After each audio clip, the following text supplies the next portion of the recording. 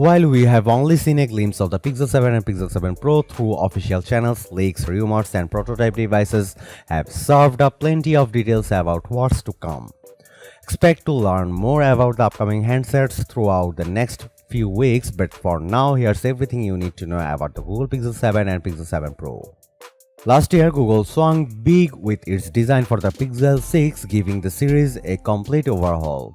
From the controversial under-display fingerprint sensor, a first for the series, to the massive rear camera bar, it seems like the company has finally cemented a new design for its in-house smartphones. The first pictures of the Pixel 7 confirms that the design is largely similar for 2022, but there are some important tweaks on each phone.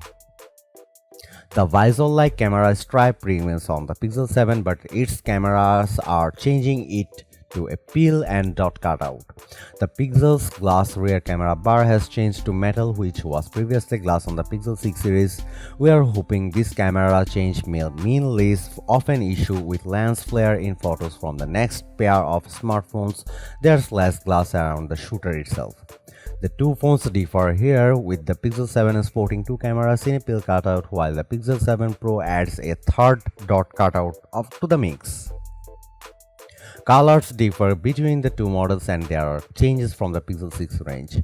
Both phones will come in obsidian and snow, basically black and white color options. The Pixel 7 also comes in a unique lemongrass shade, and the Pro model comes in hazel as a third color option.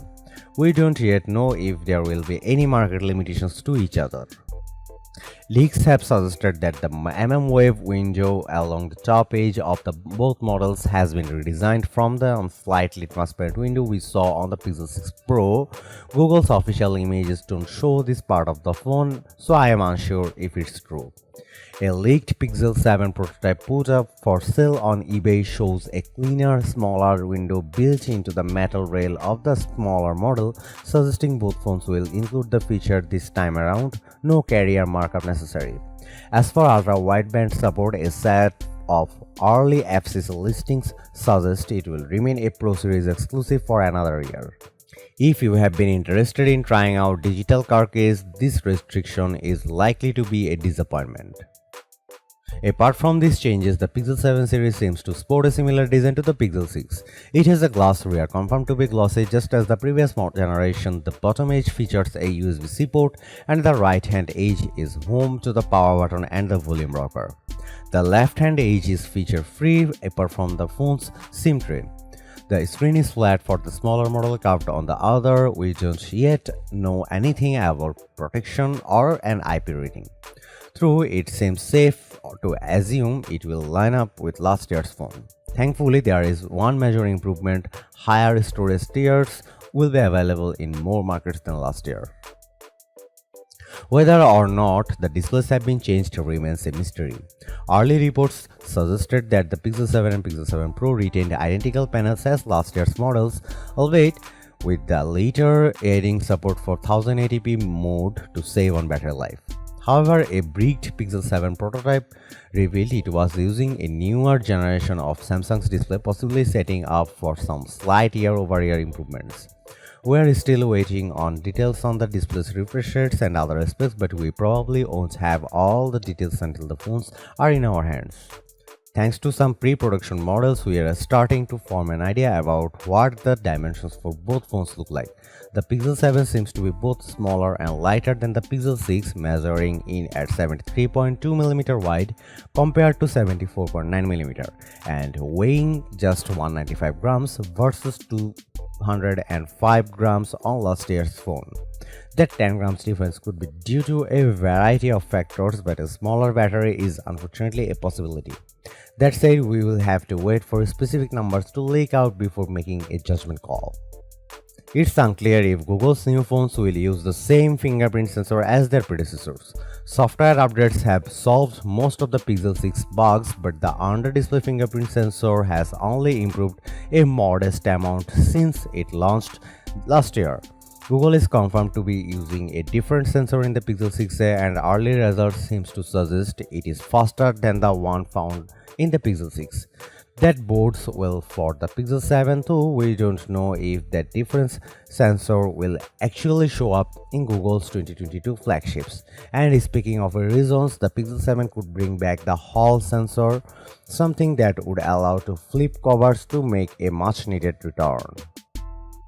Inside each phone is a second-gen Tensor chip, which the company has now confirmed is called the Tensor G2. Google has yet to make a big deal out of the new brand, but the naming was spotted on some products pages for the Pixel 7 series after its reveal date was confirmed. We don't know the exact specs and what it will offer yet, but the next-gen Tensor will feature better performance and other improvements according to Google, including potentially Bluetooth LE audio support. Tensor G2, internally known as a Cloud Reaper, is rumored to be paired with an unreleased G5300B Samsung modem. Early rumors suggest it's being manufactured by Samsung on the company's 4nm node, with mass production beginning in June. That bricked Pixel 7 Pro prototype suggests it's using Cortex-A55 cores again for low power tasks, along with two Cortex X1 cores for high performance tasks. It sounds like these clusters are running at faster clock rates, which will likely result in a mild performance boost over the last-gen phones.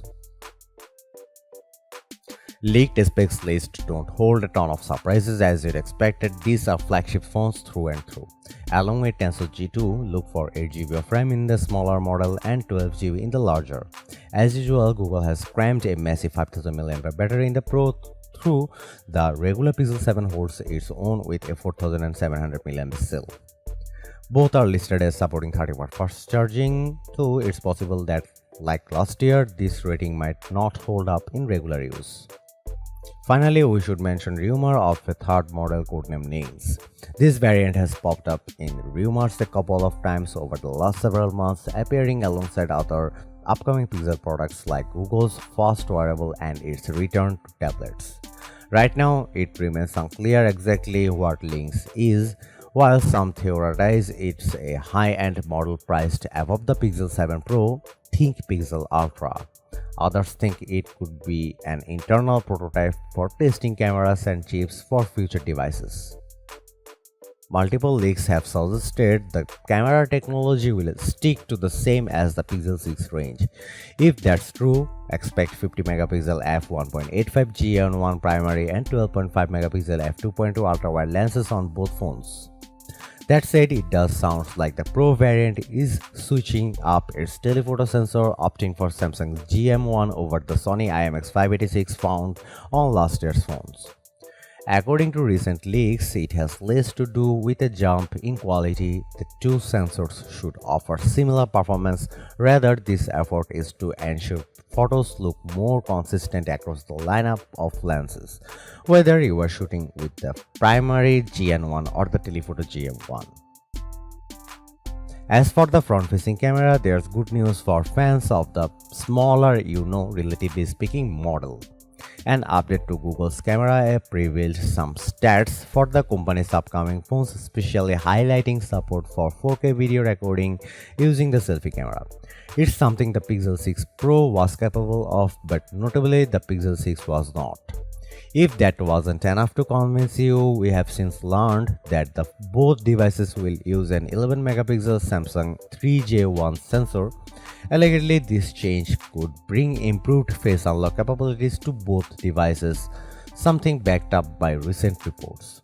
Although a Face ID competitor never arrived for the Pixel 6 Pro, it looks like the Pixel 7 series will support it.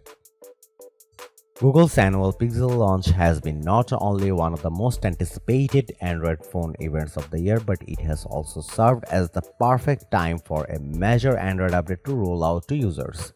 That said, considering Android 13 launched in August of this year, it's clear that the fun has already begun months before either phone launches.